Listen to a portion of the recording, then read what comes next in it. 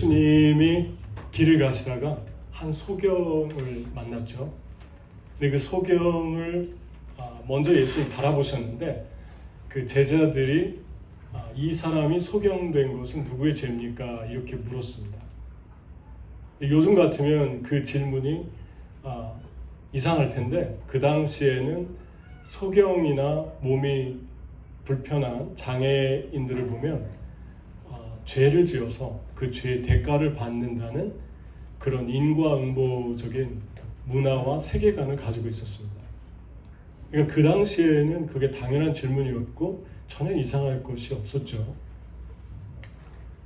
그런데 예수님께서 뜻밖의 얘기를 하셨습니다.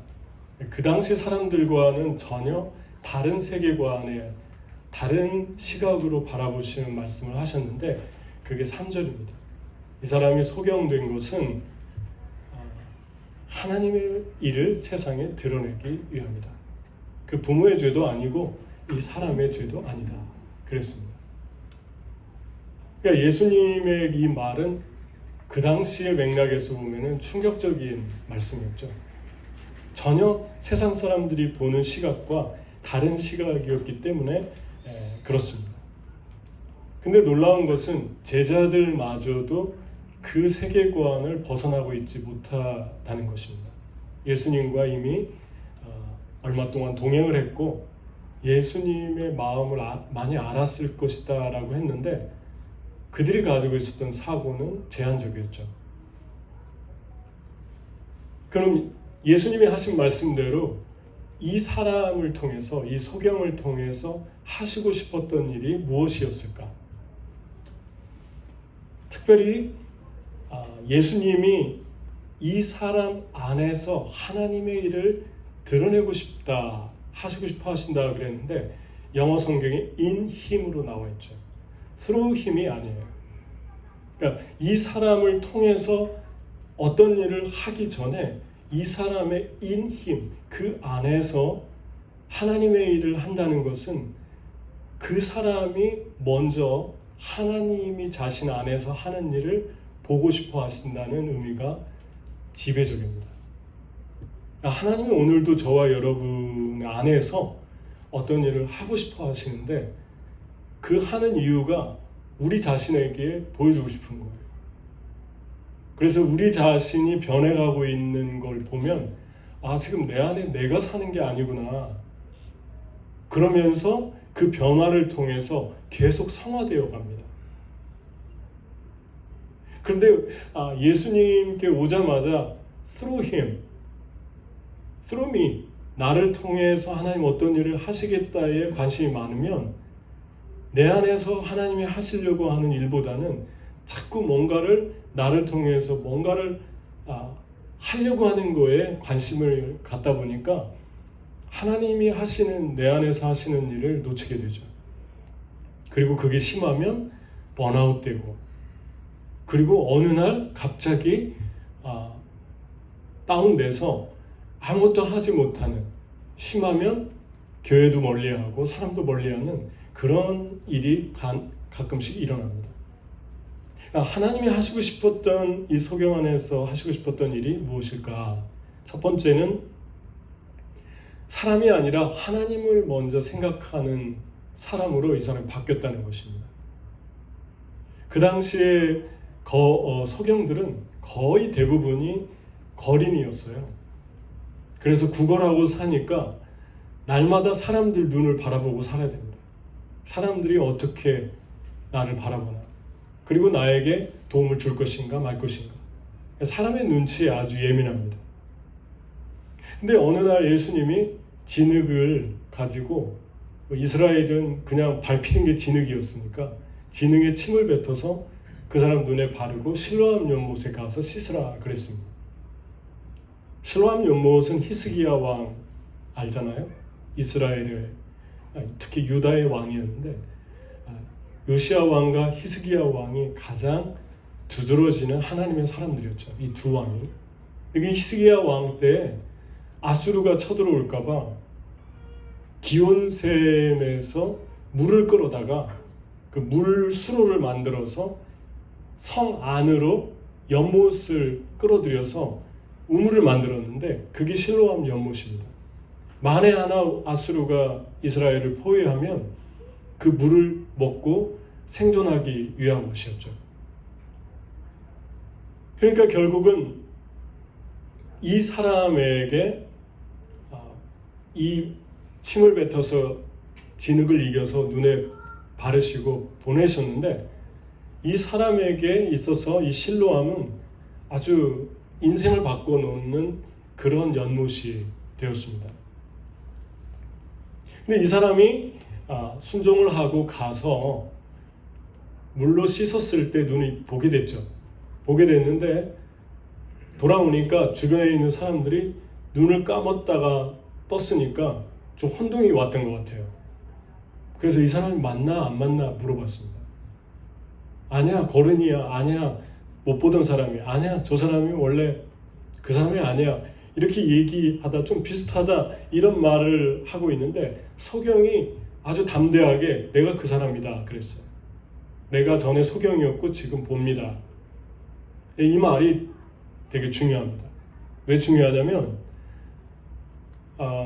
그냥 이 말에 뭐 특별한 의미가 있을까라고 생각할 수도 있는데, 소경이었다라고 하면 자신이 부모의 죄 때문에 아니면 혹 누군가의 죄 때문에 이렇게 됐다는 것을 인정하는 셈이 되는 거거든요. 그 당시 세계관으로 본다면. 그러니까 지금 나왔으니까 굳이 내가 그 사람이다 이런 거 얘기 안 해도 돼요. 나는 내 부모 때문에 또 혹은 내 가족의 죄 때문에 이런 팔자가 됐어. 이런 말들을 고백하는 셈이 되는 것이죠. 이 사람의 변화가 어떤 거였냐면 그 안에서 자신의 자존감과 자신이 얼마나 소중하다라고 하는 거를 그냥 있는 그대로 말함으로 솔직하게 드러냈는데, 나는 그 사람인데 예수님께서 나를, 예수라고 하는 사람이 나를 이렇게 치료하셨다, 고쳐주셨다 그랬습니다. 근데 성경이 참 잘 보면 되게 정확한 게, 이 사람 소경이라 예수님이 눈에 진흙을 발려주는 거는 느낄 수 있잖아요. 피부로 못 봐도. 근데 침을 뱉은 거는 얘기를 안 하고 있어요. 왜 안 했을까요? 안 보이는 거죠. 침을 뱉었는지 뭐 했는지 잘 모르는 거예요. 뭐 예수님이 크게 소리내서 뱉었겠습니까? 침을. 그러니까 그냥 진흙을 내 눈에 발라서 예수라는 분이 뜨게 해주셨습니다. 너무 이 말씀 한 절 한 절이 참 은혜스럽고 이게 정말 진리구나, 그걸 우리가 깨닫게 되죠. 여러분, 첫 번째 하나님이 이 사람 안에서 행했던 거는 더 이상 사람의 눈치, 사람의 평가, 사람의 도움에 연연하지 않는다는 거예요. 하나님의 시각, 하나님이 자신을 어떻게 보는가, 거기에 가치를 두고 자신을 생각하고 있는 이 사람의 그 자존감의 회복을 우리가 만나게 됩니다. 잠언서 29장 25절에 보면 사람을 두려워하면 올무에 걸리거니와 하나님을 두려워하는 자는 하나님을 의지하는 자는 안전하리라 그랬습니다. 사람을 두려워하면 왜 올무에 걸릴까요? 사람을 두려워한다는 것은 사람의 눈치만을 먼저 살핀다는 건데, 사람의 눈치를 살핀다는 것은 마치 바다에 얼음 배를 만들어서 흐르는 물에 항해하는 것과 마찬가지입니다. 그 얼음이 언제 깨질지 모르는 거예요. 그게 사람의 마음이에요. 사람의 마음은 얼음 같습니다. 그래서 언제 이게 물에 녹아서 깨질지 모르는데 거기에 사람의 마음을 의지한다라고 하는 것은 큰 위험이 따르는 것이죠. 우리가 자꾸 사람을 의지한다라고 하는 것은 우리의 영혼이 그만큼 약해졌다는 것이죠. 하나님하고 많이 멀리 떨어져 있다는 증거가 됩니다. 근데 하나님을 의지하면 사람의 말도 잘 듣고 사람도 배려를 많이 합니다. 왜냐하면 내면에 자기가 있기 때문에 자신이 있는 거죠. 그래서 잘 받아들이고 듣고 좋은 것들을 취하고 내 것으로 만들 수 있죠. 그런데 사람의 눈치를 보면 아이러니하게 사람을 두려워하다 보면 사람을 정말 듣지 않습니다. 눈치만 보는 거지 사람으로 하여금 무엇인가 좋은 것을 취한다든가 배운다든가 이런 것에 관심이 없는 거예요. 그래서 필요하지 않는 것들을 받아들이기도 하고, 왜냐하면 그 사람에게 배우는 게 아니라 그 사람의 눈치를 보기 때문에 그렇습니다. 내가 원하지 않는 것을 받기도 하고 필요한 것은 거부하기도 하고 되게 위험해지는 것입니다. 근데 하나님을 의지하면 내면의 이 든든함, 이 steadfast, 견고함이라고 하는 그 내면이 성립이 되고 거기에 깊은 안정감이 있기 때문에 안전하다는 말이 맞죠. 이 사람의 변화가 이렇게 일어나는 것을 우리가 볼 수 있습니다. 여러분은 지금 내면에서 이런 변화가 일어나고 있나요? 사람인가 하나님인가? 그리고 나는 어떤 것들을 결정할 때 그 기준이 무엇인가? 하나님입니까? 사람입니까? 한번 생각해 보세요. 그래서 내가 하나님을 의식하고 살아간다고 하는 것은 지금 하나님이 여러분 안에 어떤 일을 행하시고 있다, 하나님이 역사하고 있다라고 하는 증거가 됩니다. 그 다음에 반드시 따라오는 건 안전함이다. 안전함이 있는 거예요. 상황에 따라서 또 어떤 사회적인, 경제적인 그러한 어떤 변화에 따라서 내면이 많이 흔들릴 수 있다는 말을 최근에 저도 우리 교제 가운데 들었는데, 뭐 사업을 하든 아니면 직장을 다니든 조금만 내 주변에 어떤 돈 문제나 특히 돈 문제가 심하죠. 그 다음에 어떤 사람 관계에 문제가 생기면 너무너무 흔들려서 내면이 이렇게 살아가는 게 정상적인 생활을 하는 게 힘들어지는 거예요. 여러분도 그런 시간들을 통과하면서 지나실 것입니다. 하나님을 깊이 묵상하고 바뀐다는 것은 우리 안에 반드시 그 다음에 security, 안정감으로 같이 따라옵니다. 두 번째 변화가 이것입니다. 간 것이 아니라, 내가 실로암 연못을 간 것이 아니라 보냄받았다. 실로암을 해석하면 말 뜻이 보냈다잖아요. went가 아니라 sent잖아요. I was sent. 그러니까 내가 간 것이 아니라 보내어진 거예요. 이 사람은 혼자 실로암 연못에 갈 수도 없는 사람이고, 또 가서도 이런 일이 일어난다는 건 상상을 못했던 사람입니다. 진흙도 맨날 밟고 다니는데 그 진흙이 무슨 내 눈을 고치고 이런 건 꿈에도 생각을 못했던 일이죠. 근데 하나님께서 이 평범한 진흙과, 이스라엘의 흔하게 밟히는 진흙과 연못의 물을 통해서 이 사람 평생 소원인 눈을 뜨게 했어요. 이것은 하나님의 절대적인 은혜로만이 이루어진 것입니다. 사람이 변화된다는 것은 나는 내가 한 것이 아니라 하나님 은혜로 보내어졌습니다 라고 하는 것을 계속 볼 때 내면에서 변화가 일어나기 시작합니다. 그런데 특히 마음속에서 자기가 강한 사람들은 하나님께로 이것을, 실로암을 돌려드리기가 이게 쉽지 않은 일이죠. 다 내가 한 거예요. 내가 사람 만나고, 또 내가 가고, 내가 오고, 또 내가 내 힘으로 연결하고, 그런 마음이 있으면 내가 한 것이 보냄받았다라고 생각을 못하죠. 근데 우리 예수님 만나면 어떻게 됩니까? 내 인생은 태초 전부터 예정되었고 주님이 나를 이 땅에 보내셨구나. 그리고 이 세상의 삶이 나에게 주어진 선물이구나. 계속 하나님의 은혜로 되어졌다. 이 수동적인 이 수동태에 관심이 많이 갑니다. 그 수동은 어떤 것들을 일으킵니까? 능동을 일으키죠.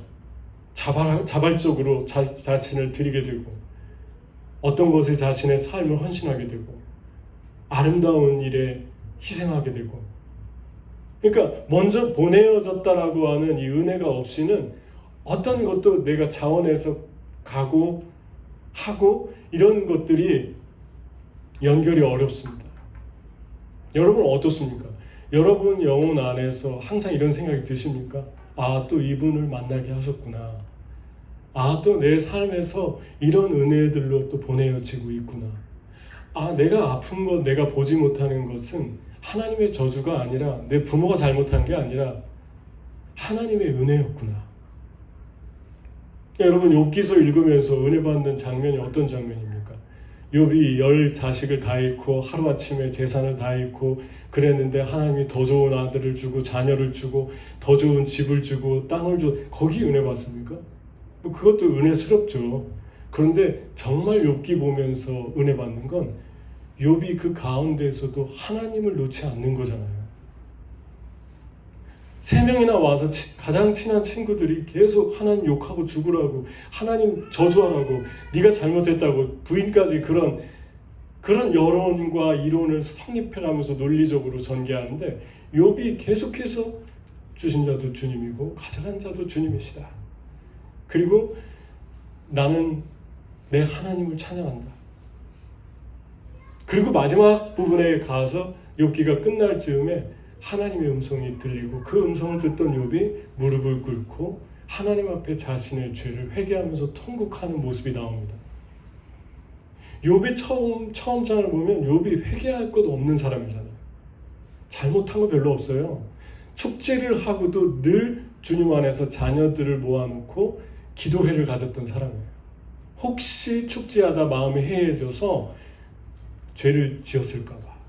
이렇게 경건한 사람인데도 회개하잖아요. 하나님을 만나니까 그런 상처, 그런 고통, 내가 받았던 그런 어려움들이 문제가 아닌 거예요. 아, 나는 아무것도 아니구나. 그분의 거룩 앞에서, 그분의 임재 앞에서 나라고 하는 존재는 감히 비교할 수가 없는 존재구나. 그러면서 주님을 예배합니다. 그 아프고 힘들고 어려운 상황에서 주님께 무릎을 꿇는 거, 그게 너무너무 기적이고 은혜고 마음에 터치가 되잖아요. 이 사람도 지금 그런 상황으로 들어가고 있는 거예요. 내가 아픈 것, 내가 보지 못했던 것, 내가 거린됐던 것은 보냄받은 사실을 깨닫기 위함이구나. 여러분의 삶은 보냄받았다라고 믿어집니까? 여러분의 삶에서 몸이 갑자기 아프거나 사업이 잘 안 되거나 힘들고 어려움이 올 때 여러분들이 어떤 게 먼저 신경 쓰입니까? 내가 아프지만 내 주변에 있는 사람들 힘들게 안 했으면 좋겠다. 그리고 내 주변에 있는 사람들에게 더 향기가 났으면 좋겠다. 예수님처럼 살지는 못하지만 조금이라도 좀 닮은 모습으로 변화됐으면 좋겠다. 그런 생각 하잖아요. 다른 분들은 아플 때 두려워하고 무서워하고 어려워하죠. 물론 크리스찬들도 처음엔 그래요. 똑같죠. 처음엔 두렵죠. 어려운 병이 걸렸다 그러면, 그런 진단이 나오면 다 어렵습니다. 하지만 변화가 무엇입니까? 예수님 없는 분들과의 변화, 다른 점이 무엇입니까? 시간이 지나면 보냄받았다라고 그 은혜가 믿어지는 거예요. 그래서 행동이 다르게, 반응이 다르게 드러나는 거예요. 그걸 보고 세상이 감동을 하는 거예요. 병 나은 것보다 더 위대한 것입니다. 치료된 기적을 받은 것보다 더 위대한 것입니다. 아, 나는 예수님의 향기가 되고 싶다. 이것은 내 안에서 행하시는 하나님의 은혜. 소경이 실로암까지 걸어갈 때 어떻게 보면은 되게 창피한 일이잖아요. 진흙을 바르고 안 그래도 홈레스인데 얼굴에다 진흙을 바르고 걸어가는데 사람들이 다 볼 거 아닙니까? 근데 그 과정 속에서 사람들이 계속 묻게 되고 질문하게 되고, 무슨 일이냐 당신에게? 반응할 거예요. 반응. 어떻게 이 소경이 반응했습니까? 예수님이 나를 고쳐줬다. 나는 보냄 받았다. 계속 증거하잖아요. 이 사람들이 참 인간의 죄성을 우리가 보게 되는데, 사람들이 이 거린이었다 아니었다 이게 착각하잖아요. 눈이 감았다가 뜨니까 그 사람 같기도 하고 아닌 것 같기도 하고. 그러니까 이 사람이 계속 예수님이라는 분이 고쳐졌다 그렇게 얘기하니까 지도자들에게 데려갔어요. 지도자들이 2번이나 말을 듣고 싶어가지고 거의 고문하는 수준이 되죠. 누가 고쳐졌냐? 예수님이 고쳐졌다. 또 물어봐요. 그러니까 이 사람이 너무 황당해가지고, 당신들도 그분의 제자가 되고 싶냐? 왜 내가 얘기했는데 또 물어보냐? 그러잖아요. 그러니까 이분들이 뭐라고 하죠? 이 사람들이 욕하잖아. 예수님도 욕하고 이 사람도 욕하고. 여러분, 상식적으로 생각하면 한 사람이 평생 보지 못하다가 눈을 떴으니까 제일 먼저 해야 될 일이 무엇입니까? 네? 어떤 생각이 듭니까? 축하해줘야죠. 축복해줘야죠. 정말 축하합니다. 내가 다 마음이 기쁩니다. 너무 감사합니다. 이렇게 해야죠. 그거에는 관심도 없어요. 안식일날 왜 고쳤냐? 안식일날 왜 이랬냐?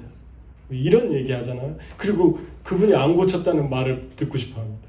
근데 이 사람은 그분이 죄인인지 아닌지는 모르지만 내가 한 가지 아는 것은 보지 못하다가 지금 본다는 것입니다.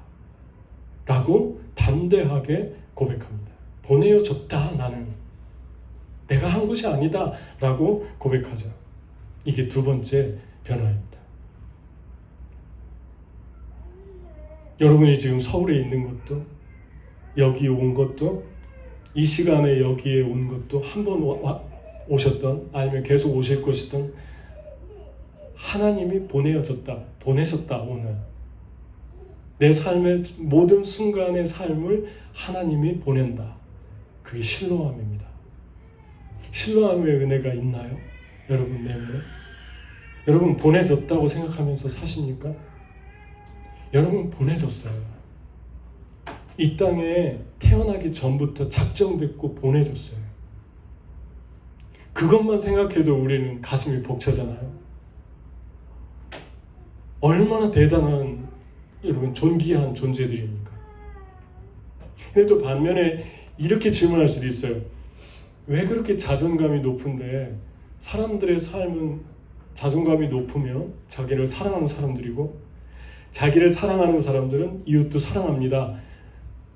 그런데 왜 자존감 높게 이렇게 잘 살고 부모의 사랑 많이 받고 하는데 이 사람들이 가끔 학교에서나 사회에서 사람들을 왕따시키고 다른 사람들을 차별하고 인종차별하고 지역차별하고 생긴 것 차별하고, 왜 이럽니까? 자존감이 이렇게 높게 살았는데, 공부도 잘하는데. 전에는 공부 못하고 사랑도 많이 못 받고 불우한 상황 가운데 큰 사람들이 이렇게 이상한 행동도 많이 하고 이상한 쪽으로 안 좋은 사람들과 어울려서 나쁜 짓도 많이 하고 그랬다는데, 요즘은 그렇지 않대요. 공부 잘하고 잘 살고 사랑 많이 받은 사람들도 이런데요. 더 그런답니다. 그게 현실이래요. 그럼 이 자존감은 어떻게 된 것입니까? 이건 자존감이 아니에요. self-love, 자기애입니다. self-esteem이 아니라 자기애, self-love예요. 자기애는 하나님이 없을 때 발생합니다. 그러니까 여러분, 자녀들에게 사랑하는 건 좋은데, 자존감을 높여주는 건 좋은데, 많이 높여줄수록 좋습니다. 칭찬을 많이 할수록 좋습니다. 그런데 한 가지 꼭 그것보다 앞서야 될 것이 있는데, 그분이 예수님이고 말씀이고 하나님입니다. 자녀들 훈육할 때나 사랑할 때도 하나님 말씀을 가지고 같이 이야기하고 말해주면 그 아이가 자기 애가 아니라 셀프-이스팀으로 성장하게 됩니다. 셀프-이스팀을 가진, 진정한 하늘의 셀프-이스팀, 자존감을 가진 사람들은 담대하고 자신감 있지만 겸손하죠. 많은 사람들에게 주목받고 사랑받을 때도 그렇지 못한 사람들에게 눈이 갑니다. 쟤도 손잡고 데려와서 너도 여기 같이 있자. 너도 사랑받아야 될 존재다. 하늘로부터 하나님에게 오는 성품입니다. 성령의 열매는 사랑과 희락과 화평과 온유, 인내, 양선, 충성 다 들어있잖아요. 이 진정한 자존감, 자기가치는 하나님 없이 불가능해요. 예수님 없이 불가능합니다. 여러분, 자기애와 자존감의 두드러지는 차이가 이겁니다. 누군가를 터부시하고 분리시키고 차별한다는 건요, 그 사람 내면에 깊은 열등감이 있다는 것입니다.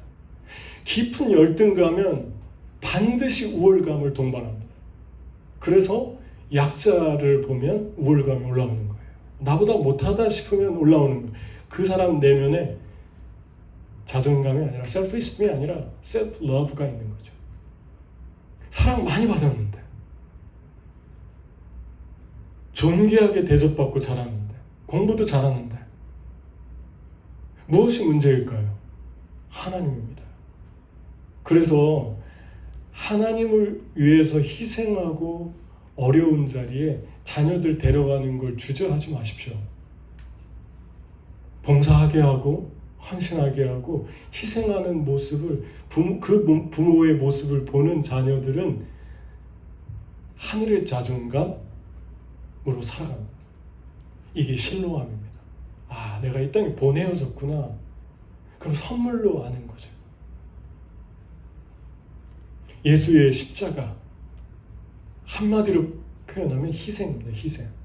예수님의 그 마음을 품고 살아가도록 계속 말로만이 아니라 상황 가운데 데리고 가는 거예요. 그래서 아울리치 가고 힘든 지역 가서 섬기는 거 하라는 거예요. 자녀들하고 같이 가서. 여러분이 정말 중요하게 생각해야 될 것 중에 하나입니다. 그 다음 세 번째 변화는, 이 사람이 좀 전에도 말했는데, 내가 그 사람입니다. 그런데 예수님이 고쳐줬습니다. 그랬어요. 예수님 고쳐줬다고 하는 거는 지금 우리가 생각하는 거하고 차이가 너무 많이 나요. 그때는. 왜냐하면 예수님 얘기하는 사람을 출교한다고 이미 법을 제정했어요. 바리새인들이. 왜냐하면 바리새인들과 사두개인들은 그 당시에 정치기관과 동일했거든요. 종교 지도자면서 정부에서 일하는 사람들인 거예요. 그 출교를 당하면 4-5가지가 주어졌는데, 하나는 회당 출입을 못하고, 두 번째는 그런 사람하고 2m 접근하면 안 되고, 그러니까 2m 안팎으로는 사람이 오면 안 돼요. 그 사람은 출교당한 사람. 세 번째, 교제를 금하고 음식도 같이 먹으면 안 되고, 그 다음 죽은 뒤에 그 사람이 혹시 죽으면 울어도 안 되고, 그리고 시체에 돌을 던졌습니다. 그러니까 출교를 당했다는 것은 이 당시에는 그 사회에서 그냥 더 이상 생활을 할 수 없는 거죠. 생활이 성립이 안 되는 거예요. 그래도 홈레스는 뭐 구걸이라도 받고, 그래도 동정이라도 받잖아요. 홈레스인데도 가면 안 되는 거예요. 근데 더 이상 홈레스가 아니죠. 왜냐하면 눈을 떴으니까. 정상인이 됐어요. 정상인 되자마자 홈레스보다 더 어려워진 거예요. 삶이. 그런데도 예수님을 담대히 선포합니다. 나는 예수님이라는 분이 고쳐줬습니다. 부모를 데리고 와라. 한번 부모에게 확인해 보자 그랬는데, 부모도 모른 척하죠. 우리는 모르겠다. 우리 아들에게 물어보십시오. 거기에 해석을 달아놨습니다. 부모가 이미 예수님을 시인하는 사람들은 출교하기로 작정한 것을 알았더라. 이렇게 요한이 해석을 붙여놨어요. 부모가 알고 그런 거예요. 그러니까 부모에게 고립됐죠. 가족에게. 예수님 시인함으로 사회적 고립이 왔죠. 영적으로 하나님이 자기를 멀리 떨어져 있는 것 같은 영적 고립도 있는 거예요. 3가지 고립이 동시에 찾아온 거죠. 그런데도 예수님을 시인했어요. 누구 하나 제대로 예수님을 시인하는 걸 두려워하는 그 상황에서, 여러분과 저는 지금 어디에 있습니까? 여러분과 제가 살고 있는 시대는 이런 5-6가지 제재가 주어지진 않아요. 근데 특히 한국적인 문화를 보면 간접적으로 그 핍박이 이렇게 스며들어 있는 것 같아요. 크리스찬들이 잘못 살아서 그런 것도 있고, 또 하나는 크리스찬들을 싫어하는, 까닭없이 싫어하는 어떤 사단의 어떤 그런 공격도 있는 것 같고, 다 복합적인데, 어찌됐든 간에 이런 간접적으로 예수님을 믿는다라고 표현하기 어려운 분위기가 한국의 상황입니다. 제가 볼 때는 차라리 몽골이 나은 것 같아요. 몽골은 그냥 예수님 믿는다고 얘기하거든요. 여러분, 이런 상황 속에서 이 나은 사람이 고백할 수 있었던 것은 하나님이 그 안에서 지금 어떤 일을 행하시고 있는 거예요. 그래서 인힘이라고 했잖아요. 인힘. 그 안에서 하나님이 하시고 싶은 거. 그러니까 하나님이 우리가 사회 속에 살면서 예수님 때문에 받는 어려움과 피해들을 에도 불구하고 예수님을 사랑하고 예수님을 위해 기꺼이 희생하려고 작정한 그런 마음들을 우리 안에 주시는 변화, 하나님이 하시는 일입니다. 우리가 할 수 없는 일이에요. 그 3가지 변화가 이 소경 안에서 일어났습니다. 여러분과 제가 지금 살고 있는 세대는 아주 위험한 세대입니다. 여러분도 아시다시피 핵 전쟁보다, 그냥 전쟁보다 더 무서운 것을 지금 얘기하잖아요. 그 AI라고 하잖아요. AI를 만든 샘 얼트만이라고 하는 AI, 오픈 AI 그 회사를 차린 파운더가 그 말을 했고, 그 다음에 구글의 스미스입니까? 구글의 CEO였던 분이 그 말을 했어요. 그리고 AI에 가장 가까이에서 일했던 토론토 대학의 히트라고 하는 전문가가 그 얘기를 했어요. AI는 사람을 앞으로 죽일 것이다. 최근에 가상 실험을 했는데 AI가 적군에 침투했고, 시뮬레이션이죠. 그래서 사령관이 이렇게 하라고 했는데 그걸 거절하니까 사령관이 경고했죠. 그러니까 AI가 그 사령관을 죽였어요. 진짜라면 죽은 거예요. 그러니까 실질적으로 영화에서 일어났던 일들이 지금 현실이 돼서 다가오는데 되게 위험하다고 그 이구동성으로 얘기를 합니다. 저와 여러분이 이런 세대에 살고 있어요. 얼마 전에는 사람의 뇌와 칩을 합성시키는 일을 일론 머스크가 하잖아요. 돼지와 원숭이를 가지고 실험을 했는데 FDA에서 계속 승인을 하지 않다. 얼마 전에 승인했어요. 그것을 해도 된다고. 그러니까 사람 뇌에 칩을 꼽도록 승인한 거예요. 뭐 그럴지 안 그럴지는 모르겠는데 AI를 능가하기 위해서 칩을 심자, 이런 얘기가 성립이 될 수 있는 거예요. 제가 왜 이 얘기를 하냐면, 저와 여러분이 살고 있는 이 시대는 하루가 다르게 빠르게 변하고 있고, 앞으로 어떤 시대가 될지는 너무나도 이렇게 확연하게 우리가 지금 보고 있는데, 우리는 지금 어디 있는가? 우리는 정말 주님이 원하시는 그러한 삶을 살고 있는가? 다시 얘기하면 실로암의 은혜, 보냄 받았다라고 하는 은혜로 지금 살고 있는가? 보냄 받았다라고 살고 있다면 감사해야 돼요. 여러분, 은혜 충만한 사람입니다. 그리고 내가 지금 보냄 받아서 살고 있다라고 하는 마음으로 사시는 분들은 지금 여러분 안에 기쁨과 소망과 은혜가 충만할 거예요. AI가 아무리 이렇게 떠들어도 기쁨과 평안은 막을 수가 없어요. 우리 안에 있는 기쁨. 왜냐하면 우리는 하나님 보냈으니까 나의 삶과 영원히 함께 하실 그 하나님 책임진다는 걸 믿기 때문에 그래요. 근데 그렇지 않다면 우리 안은, 내면은 아주 힘들 것입니다. 불안하고 두려워하고. 사단은 두려움 영이라고 하잖아요. 하나님이 주신 마음은 사랑과 근심과 능력이다 그랬어요. 근데 사단이 준 마음은 두려워하는 마음이요 그랬습니다. The spirit of fear 그랬어요. 그냥 마음이 아니라 the heart of fear가 아니라 spirit이라고 그랬어요. 두려움을. 그러니까 두려움을 통해서 일하는 게 사단입니다. 여러분과 저희 내면 안에 사람을 의지하는 자는 올무에 걸리거니와 하나님을 의지하는 자는 안전하리라 그랬는데 그게 영적인 것이라는 것이죠. 두려움 가운데 우리 내면에 두려움이 있을 때 정말 안타까운 일들이 벌어지잖아요. 하나님이 나에게 준 축복들을 두려움 때문에 다 짓밟습니다. 다 발로 걷어냅니다. 다 메스업 시키기 시작합니다. 하나님이 하라고 한 걸 못하는 거예요. 왜냐하면 오지도 않은 두려움 때문에 미리 겁먹고 도망가는 거예요. 내 안에 하나님이 있으면 하나님이 물러가라고 할 때까지는 움직이지 않습니다. 하나님의 인도함을 받는 사람들이라고 하잖아요. 요한계시록에. 그들은 어린 양이 인도하는 대로 어디든지 따라가며 보냄을 받은 사람들의 삶입니다. 하나님이 주신 축복들을 두려워서 미리 아예 겁이 질려가지고 밀어내지 않는다는 거죠.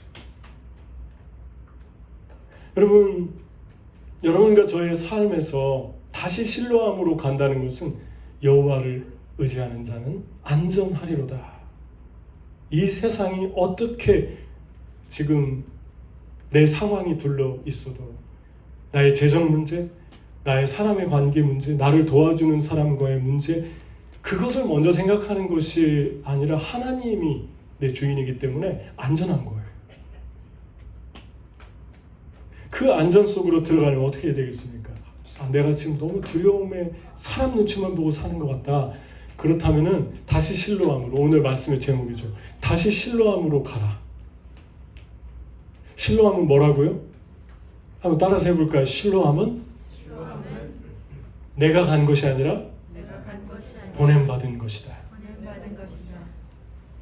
다시 실로암으로 가십시오. 하나님이 책임져 주시는 그 믿음.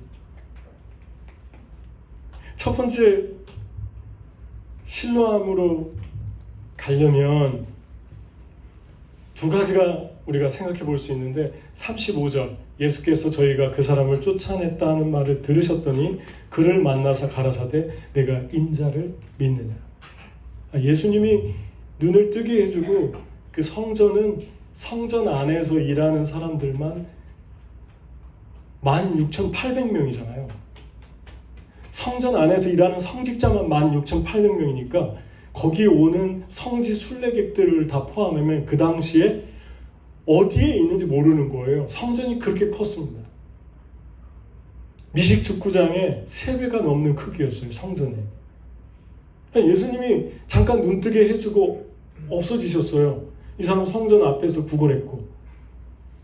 예수님께서 그 사람에게 일어나는 3가지 폭풍, 사회적인 부재, 영적인 부재, 가족의 부재, 예수님 때문에 3가지를 고스란히 받아내고 있는데 예수님이 그냥 모른 척하고 계셨던 것 같지만 다 보고 계셨어요. 먼 밑에서. 그리고 그 사람이 공경에 처했을 때 그 사람에게 찾아왔습니다. 그리고 그를 만나줍니다. 그를 만나서 네가 인자를 믿느냐? 누굽니까? 네가 찾고 있는 예수다. 그때 내가 주님을 믿습니다라고 고백하는 그 감격적인 장면이 기록됩니다. 그러니까 저 여러분의 삶 속에서 이 3가지 결여가 있을 때에도 주님은 우리를 보고 있다는 것입니다. 어떻게 반응하는가? 여러분 어떻게 반응하고 있습니까? 사회적으로 고립이 되는 상황에, 어떨 때는 예수님 때문에 가족적인 고립이 되는 상황에, 영적으로 주님이 너무 멀리 계신 것 같은 상황에 주님이 나를 보고 있다는 것을 믿습니까? 주님이 다 보고 있어요. 알고 있어요. 여러분의 충성도, 여러분의 눈물도, 여러분이 주님 앞에 드리는 골방의 기도도, 그리고 세상의 한 복판에서 믿지 않는 사람들과 부딪히면서도 예수님의 사람답게 살아가려고 완벽하지 못하지만 그렇게 예수님 매일 생각하고 살아가는 그 모습을 예수님이 다 보고 있다는 것입니다. 그걸 믿으면 실로암으로 가는 거예요. 실로암으로 가는 길이 이것입니다. 주님이 나를 보고 있다. 나에게 찾아오신다. 두 번째는 이 본문 말씀에는 없는데 적용 차원에서 제가 말씀을 연결이 되기 때문에 말씀을 드릴 수 있는 것은 요한계시록 2장 3장에 7교회에 보낸 예수님의 편지가 나오는데 요한계시록에 나온 7교회는 전부 지금의 터키 지역에 있었는데 그 중에 한 교회가 전혀 칭찬을 전혀 못 받은 한 교회가 있어요. 다른 데는 칭찬받고 책망받고 뭐 이렇게 했는데 라우디아 교회죠. 지금의 터키의 서쪽 지역에 있는 교회입니다. 그 교회에 예수님께서 도미티안 당시 AD 81년에서 96년에 핍박이 있었는데 도미티안이 예수 믿는 사람들을 표를 받게 하고 핍박했어요. 죽이고. 그래서 광산으로 보내고 유배 보내고 그랬는데 그 라우디아 교회에 예수님이 그렇게 말씀했습니다. 내가 차갑지도 않고 덥지도 않다. 그래서 나는 너를 토하고 싶다. 너희는 스스로 부자다고 하는데 왜 부자라고 그랬냐면 라우디아 교회에 상업과 금융이 번창했다고 그래요. 실상은 너희는 가난한 자들이다. 믿음으로 연단한 금을 사서 부유하게 하고 가난해. 너희는 벌거벗었으니까 흰 옷을 사서 입어서 벌거벗은 수치를 면하고 너희 눈이 보지 못하니까 안약을 사서 발로라. 회개하라. 그럽니다. 여러분 어떤 죄를 회개합니까? 여기서 말하는 죄의 정의가 분명해지잖아요. 뜨겁지도 않고 차지도 않은 걸 요즘 좀 약해서 그래 그렇게 표현하지 않았어요. 약함으로 표현하지 않았어요. 죄라고 그럽니다. 뜨거우라고 그럽니다. 주님을 위해서 열정적이라고 말씀합니다. 뜨겁든지 차든지 똑같은 말입니다. 너무 추우면 균이 못 살잖아요. 너무 뜨거우면 균이 못 살잖아요. 똑같은 선생의 말이에요. 뜨겁지 않은 것은 죄라고 말씀합니다. 회개하라고 그럽니다. 그리고 다시 열심을 내라. 반응해라 그럽니다. 이 소경처럼 반응해라. 다시 실로암으로 가라. 나는 너희가 뜨거워지기를 원한다. 뜨거워지는 게 무엇입니까? 세 가지 말씀해 주셨잖아요. 첫 번째 뭐라고요? 믿음에 연단한 금을 사라. 우리의 믿음을 강하게 해주는 것이 연단이라고 합니다. 고난. 스스로 자처해서 어려운 일들을 하라는 것입니다. 이 일을 하면 내가 좀 어렵겠는데. 근데 그런 좁은 길을 가라는 것입니다. 그런 주님이 원하는 길을 가면 너의 믿음이 강해질 것이다. 두 번째, 거룩한 옷을 입어라. 거룩입니다. 그게 뜨거운 것이라고 얘기합니다. 뜨거운 것과 거룩을 동일선상에 두고 있습니다. 그러니까 여러분 흰 옷을 사서 입으려고 하는 거, 거룩한 삶을 매일매일 살려고 하는 거, 우리의 영혼이 뜨거운 상태인 것입니다. 그런 거에 관심이 없다. 그럼 우리 지금 옷 벗고 있는 거예요.